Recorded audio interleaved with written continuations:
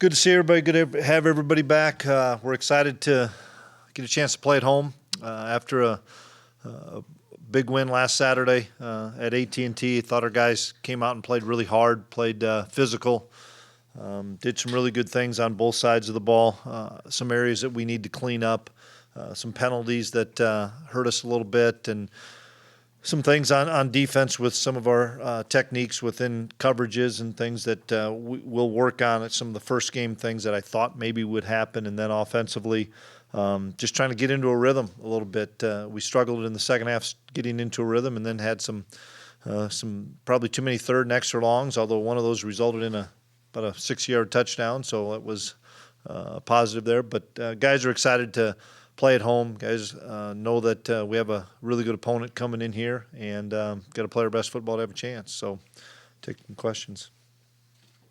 Going back to Zison's touchdown run in game one, how good of a sign is it for this offense that you can dial up just the inside handoff on 3rd and 13 and it breaks like that?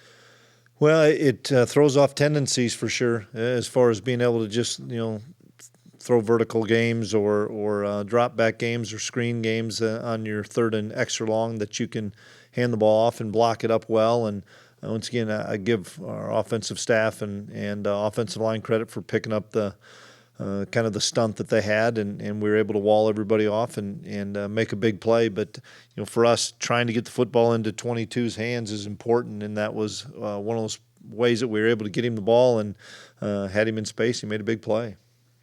Last week, I believe the count was 6 FCS teams beat FBS teams. I'm sure as a former FCS coach yourself, you can surely appreciate that.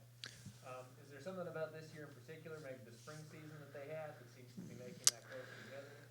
Yeah, no, I just think there's a lot of parity in college football, and there's a lot of good football teams out there that there was a number of games that probably could have been won by FCS teams as well. And being at that level for a while myself, those are big games and big opportunities to make a statement and prove that you belong with the Power 5 schools. And we talked. Briley Moore was a really good football player for us last year, and you get a bunch of guys like Briley Moore on your football team, you have a chance to win, and because of the belief that they have. And Southern Illinois is no different. Nick's done a tremendous job there, and so it'll be a really good football game.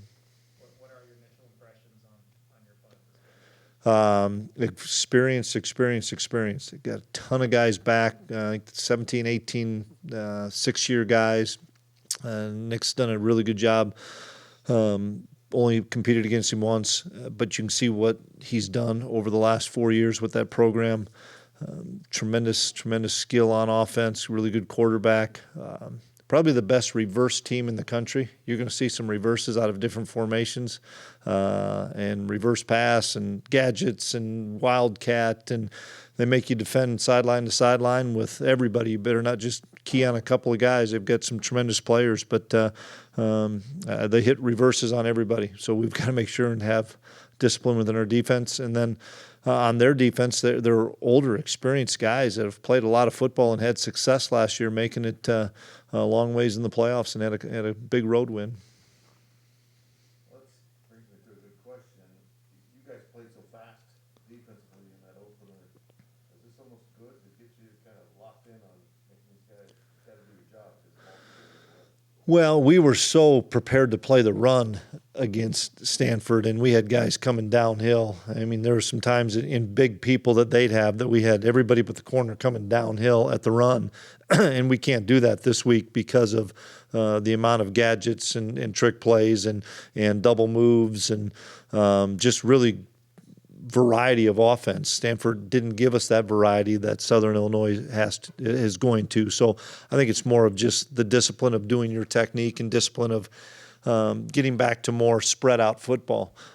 Stanford wasn't as much spread out football. These guys are going to run RPOs, and they're going to have all different personnel groupings. And so it kind of back to what we did in fall camp versus our own offense that does so many different things. We have to get back to that because we'd spent we had 12 full practices of nothing but Stanford, and that's a different mindset playing those guys than it is playing a lot of teams.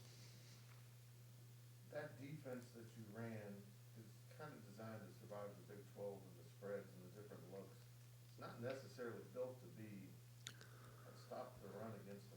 but you guys did it. What did you do well? Played fast, and we worked both our 3 down and 4 down extensively for those 12, 14 practices, and had a good plan on both. And probably some of the personnel substitutions back and forth, I think everybody saw that. They'd sub a guy, we'd sub 3, they'd sub 2, we'd sub 3. I mean, it was we got caught in a couple times of playing the 3 down when we wanted to get to 4 down and had some success. So then we just stuck with it because they were bringing in so many people, we didn't know all the time what the personnel was. And so we ended up playing a little bit more 3 down than we probably even thought we would. And finally, how much, I don't want to say nerves, but was there any anxiety for a coach that's never run this defense before? Absolutely. Put it out there and see what happens. Absolutely. Without question, we had a lot of things drawn up on the sidelines if it were plan B and plan C.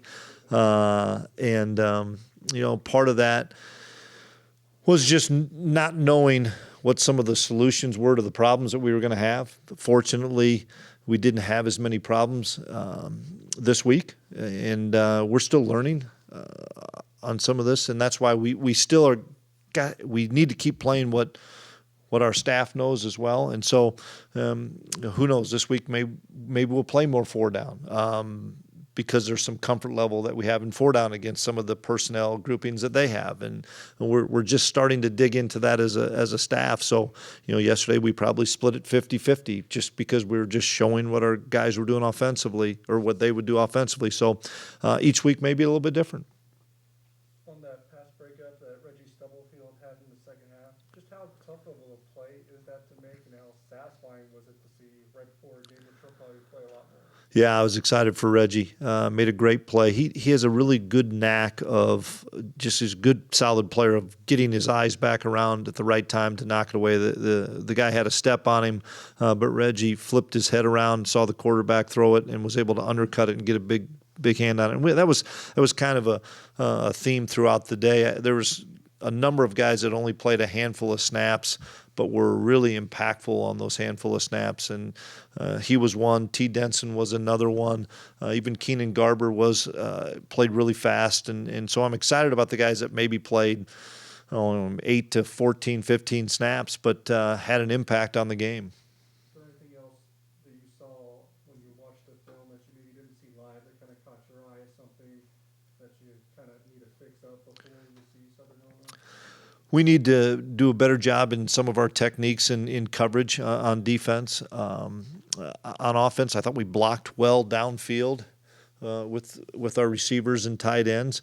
We just, had too many negative plays that put us behind the sticks and had so many of those 3rd and longs. We were hoping for a lot more 3rd and 3, 4, 5, and 6, and we ended up getting a lot of 3rd and 11 plus. And there's not a lot of great calls on 3rd and 11 plus unless you just hand the ball to Deuce, which we were able to the one time. But if we didn't, and then they had some good success. And so we need to be more productive in early downs.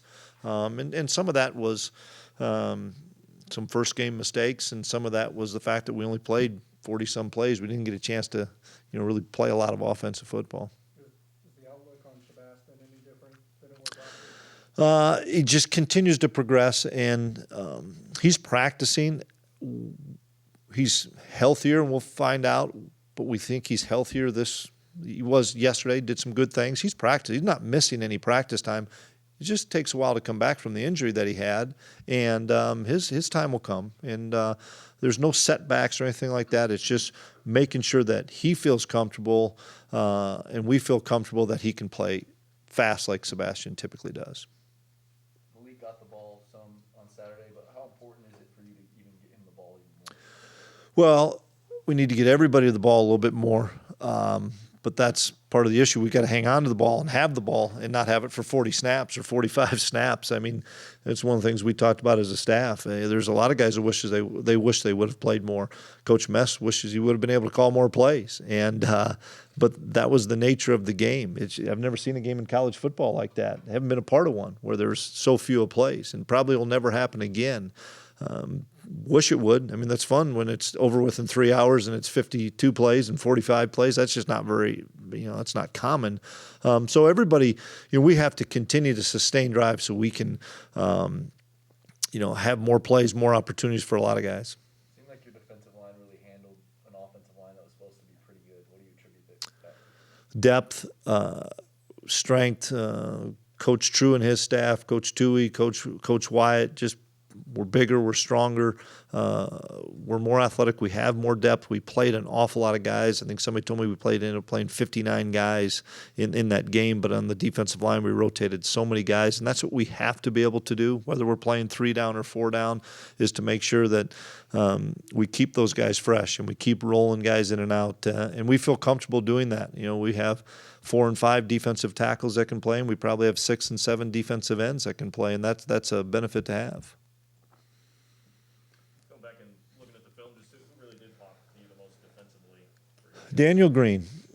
Daniel Green played really, really well, and it was unfortunate that he had the targeting, and he'll have to sit this first half. But we'll learn from it. He'll learn from it. It was not a malicious play. It was a bang play that is going to be called right now in college football, and we understand that. But he played really well.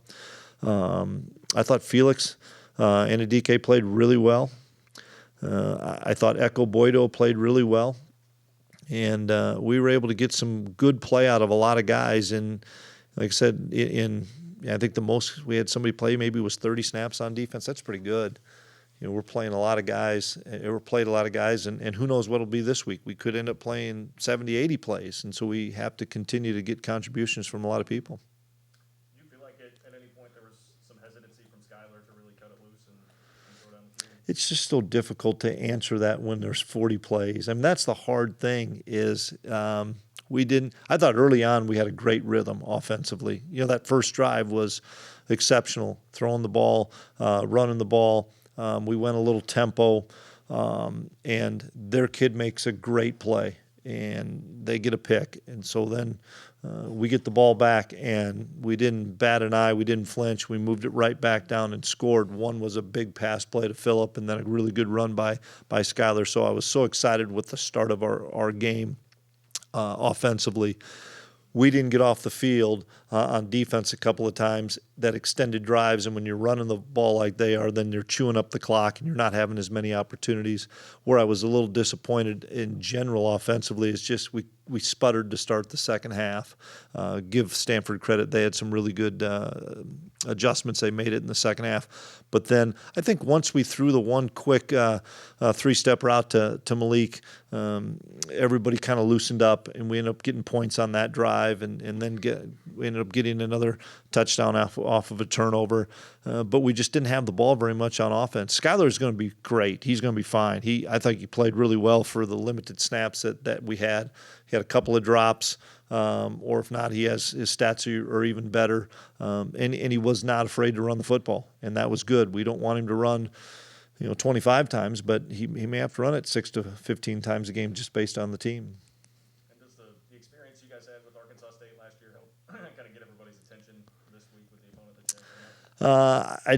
I never even thought about that till you brought it up. It's just I think all of our staff having spent some time, or majority of our staff having spent some time in FCS, and in particular that league. The Missouri Valley is a really good league. I think a lot of teams in our league in the Big 12 knew it going into this week, but last week there was a lot of good games in the Missouri Valley against Big 12 schools, and this is going to be no different. Wish you guys had the appreciation that I did for the 8 years I spent at NDSU of how good the football really is. And I think Iowa State knows. I've talked to Matt Campbell about it. I think Iowa State knows how good Northern Iowa is year in and year out. South Dakota State's as good as a lot of teams year in and year out, and Colorado State found that out. Then you go on down the line. We watched Washington. I thought Washington was a phenomenal team playing Stanford, and Montana found a way to beat those guys. Those things aren't flukes. Maybe some teams didn't play as well, but it's not a fluke to beat a Power 5 team. Those are good football teams, and we're going to face another one that's got 16 six-year guys, a bunch of guys that have played a lot of football there, and they have confidence in what they're doing, and they're well coached. Seems like an important job this year, but which coach or GA is in charge of substitutions on the sideline? Offensively or defensively? Are there ones different for both sides? Yes. What do they do? Oh, boy. Well, my kid is one of them on defense, so we screwed up a couple things, and I'll get on him for that. But he is, and Coach Malone is, and Coach Tui and Coach Wyatt are on defense, and Coach Anderson and Jay Ray are on offense. There's a lot of guys, but we have some things labeled out that we know who's going in the game. And then there's some things on defense that oftentimes you try to slow the game down a little bit when an offense substitutes, just so that, Stanford wasn't going tempo, but if they subbed, especially late in the play clock, we were going to sub. And ultimately they ended up having to take 2 timeouts because of it, because that's the thing that is, we've learned it, we've been beat on it ourselves. We substituted late last year against somebody, and then they jogged somebody out, jogged somebody back. That's part of the game of college football right now. And so there's a little bit of cat and mouse going on a little bit there of, why did we take that kid out? Well, it's nothing that kid did. We just substituted a guy so that play clock would keep turning, and all of a sudden you get to the line of scrimmage and you look saying, oh, shoot, there's 6 seconds left and I haven't called a play. That's the substitution rule in college football, and people are taking advantage of it right now. And one thing I noticed is because of all those substitutions, a guy like Jerron McPherson wasn't out there quite as much as last year.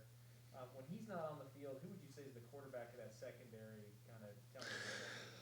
Well, Ross is really good. TJ's really good. Russ is getting better just because he's new to the system. He's getting better, but there's without question J-Mac's the guy. But we also know we need to do a great job with Jerron so he can play 12 games this year. Last year Jerron, I think, wore down playing 70, 80 snaps a game and playing some special teams. And we need to be smart so that we have guys that can play at a high level for the amount of plays. Jerron could play more. Wasn't many plays in that game. So each week will be a little bit different, but probably TJ and Ross Elder would be the 2. Coach, how would you evaluate the play of your younger guys in the secondary, TJ Smith and T. Denson? I was excited for TJ to have his season cut short last year after the Texas Tech game when he kind of had a coming out party and played really well. And then the next week in practice he was injured. To be able to come back and play at a high level, I think you can tell watching TJ, he loves to play the game. This kid's a fiery guy. He's energetic. He can strike you. He covers well. He runs well. He understands what we're doing. I was really pleased with TJ, and I think his best football is going to continue to come as he gets more and more reps and snaps. T was really good in the limited snaps he played. He made a couple of really good tackles.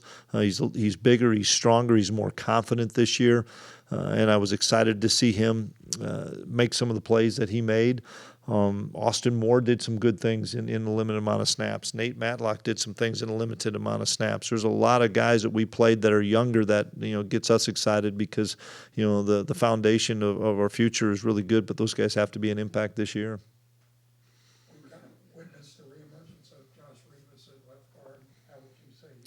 Boy, Revo was the player of the game offensive line for us. Josh played one of his best games he's played. It was consistent. He's stronger. He's more athletic. He's more confident. Excited for what he's going to be able to do this year. And he's one of those veteran guys now. He's played a lot of ball for us, and it's kind of the expectation we have for Revo is to play at that high level. And I think his expectation is that as well, that he could be a kid that can be an all Big 12 player. And I like the kid's work ethic and his mindset right now. And just one more. Yep. What was Jalen Pickle sliding outside in your training? Yeah, he liked it. He was playing some defensive end, and he'll play D end and he'll play D tackle based on the fronts we're in. But that's a big, long, athletic body that can get his hands up, that can be disruptive, and that's the benefit. We can play pick at a number of different spots as well as we can. Probably Eli, he could do that as well. But excited about the amount of guys we have can play inside. You've been asked about your team's chemistry, and you mentioned the locker room's great, personality. When you talk about football smarts, that's obviously different for mentioned some seniors back. Would you say right now this is a squad that does have a lot of football smarts? Well, it's still a work in progress in my mind, because we still have a lot of new players that are playing significant roles. I would have said we're getting there. Defensively, for example, playing against our offense, you better be really smart, because our offense in fall camp and spring ball is going to give you every formation known to mankind, and all of a sudden for 14 days we go play Stanford, where it's just a few formations, and then we flipped the script yesterday and it was like it was brand new football again. So we have to always continue to educate our guys and continue to talk about the base rules and fundamentals. And that's the thing we visit about a lot, offensively and defensively. When stuff hits the fan, go back to your rules and principles. And this is a week where we need to get back to our rules and principles. And in regards to the 3-3-5, is there another coach or two that maybe you're close to, or somebody that you ask for education to help talk to you or teach you? Yep. Yeah. Can you identify a couple of those? There is, and I'll keep them to myself. Thank you. Actually, along those same lines, you talked about working on this defense for 8 months. Yep. I was just kind of curious about the timeline there. Was this sort of take place after the season when you're self-scouting? Yep. Or had you discussed it maybe? No, not until after the season, and we were into January, and Coach Klieman and I had a number of long conversations about what we needed to do to be better on defense. And we had a lot of kids miss last year and a lot of COVID issues and stuff, but bottom line, we needed to be better on defense, and this was one way that we thought we could improve our defense. We didn't know if we would be playing it. We still don't know if we're going to play it 50, 80%, 90% of the snaps. Last game we played it an awful lot. I don't know what will happen this game or the next game, but it's something that we've talked about, because we still need to continue to get better on defense. That's how we have to win in this league, is make sure that we can prevent big plays. And that was the thing. They had a couple of nice throws on fade routes and that stuff, and they have some really good wide receivers. But if we can keep the ball in front of us and prevent the explosive runs and explosive screen plays, which we gave up last year, that'll help us in itself. Could you describe Southern Illinois defensively and what they are and what they try to do? They're a mix between a 4-down and a 3-down. They like to pressure an awful lot. I think they've got a really, really good inside linebacker. Number 54, I think, is a terrific football player. They have experience in the secondary, and they rotate some defensive linemen, but they're good up front. They play their base stuff really well, but then they pressure you and get after you. And they had just the one game this year, and then we're going back and looking at games. And we take it with a grain of salt of looking at the games in the past, just because nobody knows what people had last spring when they played. I don't know how many guys were out. I don't know how many guys didn't practice very much. That's the hard thing for the next 3 or 4 weeks as you prepare for games, is nobody knows really what people did. We're not the same football team in 2020 from a personnel standpoint, all those things. I don't know if anybody is. And so, but they're very active and really experienced on defense. Is it normal to have like the depth that they have at running back and receiver at that level, or would you say? It helps this year with the kids that are able to come back. I think that's going to be the constant theme that we've talked about, is there's going to be a lot of experienced teams this year, and then there's probably going to be more experienced teams next year, just because of the roster management concerns that we all have. But this is a group that, to me, it was pretty evident. They had a bunch of guys in the spring. If they're NFL kids, they didn't go on to the draft, so they played this spring season. They had a lot of success. They had one of their best seasons, made it to the playoffs, beat a really good Weber State team, and I've got a lot of respect for Weber State. Went to South Dakota State, probably should have beaten South Dakota State, and I'm sure those kids are like, we've got a chance to make a run at a national championship. Let's all come back. And I firmly believe that's what Nick's got in his mind, and he should, because they're as good a team as I've seen in the Missouri Valley as far as those top upper echelon 3 or 4 teams. I think they're one of them. You've been asked so many questions since the end of last season about all the various grad transfers that joined the program. How did you kind of feel about all of them in game one? I felt really, really positive that they're going to make an impact throughout the whole season. I was glad that a number of them played a fair amount of snaps. And as they continue to learn our system, continue to feel more comfortable, more and more of them will play and more will have a bigger role. But they were the guys that we anticipated having a big impact did. I know it's not as if you think you have everything solved after game one. We don't. But that being said, how did you feel about the change with Joe now being on the sidelines? Maybe we'll talk about that. Just listening and hearing some of the conversations, and as I flip back and forth between offense and defense during the game, and then seeing us on the after timeouts and stuff, I was really pleased with the communication and some of the things that we were able to iron out on the sideline better than we were last year with some of the adjustments. And so it was obviously after week one a good move, and I think we'll get better. I think we'll get better with him feeling more comfortable because he was upstairs with me in the past too. So this is first year for a while that I know he's been on the sideline. And then last thing for me, when you go out to Skylar's first touchdown and you see him lower his shoulder the way he did, is that something that excites you because you're like, he wouldn't do that if he wasn't confident, or you're like, oh, Skylar, I never really. Nah, let him play football. I'm with you. Let him play football. He was excited to get in the end zone and got in there a couple times, and excited to continue to watch him progress because I've seen him play right now at a really high level against our defense throughout all of fall camp. And the more snaps he gets, the more comfortable he's going to be getting back to his old self. But guy's playing with a lot of confidence.